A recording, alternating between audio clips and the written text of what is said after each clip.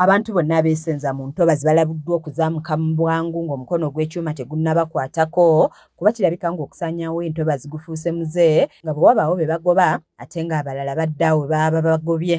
Okulabula kuno kuvudde wa Wanyama Wilberforce okuva mu kitongole ekivunaanyizibwa ku butonde ekya National Environment Management Authority ng'asinzidde mu kikwekweto ekiyindidde mu lutobazi lw'omu Lubigi ekikulembeddwamu poliisi wamu n'abannema okufuuza abantu bonna ababadde balimiramu ebintu okuli ebimuli, abasulamu n'abo abatundirako ebintu eby'enjawulo.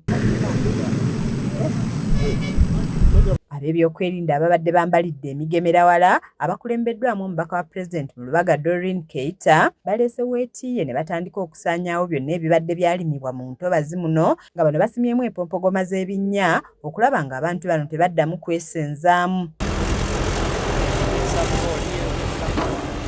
Bo ababadde bakolera emirimu egy'enjawulo mu lutobazi luno olulabye ab'ebyokwerinda bataddeko kakokola tondeka nnyuma nga bo abamu balabiddwako nga baleese emmotoka okutikka emmaali yaabwe ereme kwonoonebwa. Bannema be batuwa okusa ne bagamba muzimbe naye temweyongerayo temugenda kati wano obwedde tuli mu road reserve. Babagoba ba takisi abakolera ku luguudo lwa Northern Bypass nabo babalagidde okwamuka ebbali w'ekkubo kubanga kisa obulamu bw'abantu be basaabaza mu matigga nga bano balabiddwako nga beegayirira abasirikale babaleke beeyiye kuba bano be bajja ekyokulya n'okubeezaawo abaana baabwe. Omuntu asobola kuba musanyufu kubanga wano wetukolera wetubeera batuleke tukole emirimu tebalooza ku kyakutugoba bannange bakama baffe tuli bubi tetulina na mu kyawo gye tudda.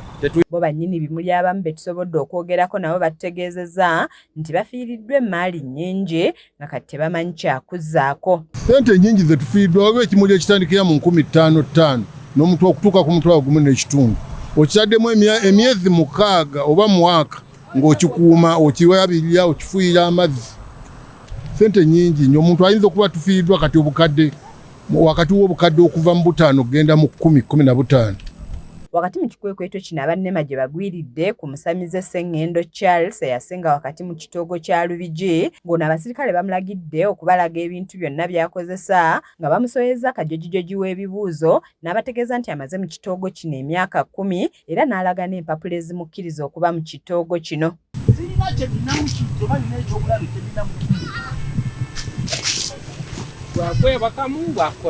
RCC w'e Lubaga Doreen Keita alabudde abantu obutaddamu kwesenza mu ntobazi kubanga mu kiseera eky'okusengulwa bafiirwa emmaali yaabwe nga bo nga gavumenti kino tebakyagala. Omuntu tamala gajeyo n'akulimbalimba n'akugyawo obusente bwe obutono okay ate n'odda mu kumenya amateeka tojja kujja ate tukunenye ojja kunenyezebwa weka na weka. Ye Wanyama akulembeddemu ekikwekweto agamba nti kyakukulungula wiiki nnamba era n'alabula abo bonna gye batannatuuka okwetegula ng'obudde bukyali. Era nga tulabula n'abantu abali mu bitundu ebirala byonna ebirinaanye entobazi oba bali mu ntobazi basibemu ebyabwe balabe nti olutobazi luno entobazi zino ziddawo okukola emigaso gyagyo kubanga tugeze okulaba nga enkuba etonnya ne tulaba amataba mangi enguudo ne zoononeka infrastructure endala zonna ne zoononeka because amazzi gye galina okugenda abantu bazimbayo. Alambuludde ku nkola gye babanzeewo mwe bagenda okuyita okutangira abantu obutaddamu kwesenza mu ntobazi kyokka n'ennyamira olw'abantu abeesenza mu ntobazi ne boonoona obutonde ate nga bano balabika nga bayivu. Era nabo era twaliko wano ne tubajjawo ne bakomawo naye kati olwaleero tugezaako okulaba nga tuteekawo permanent solution okulaba nga abantu bano tebaddamu kusenza wantu wano. Era nsuubira abantu bano bakola ebintu bino byonna basoma.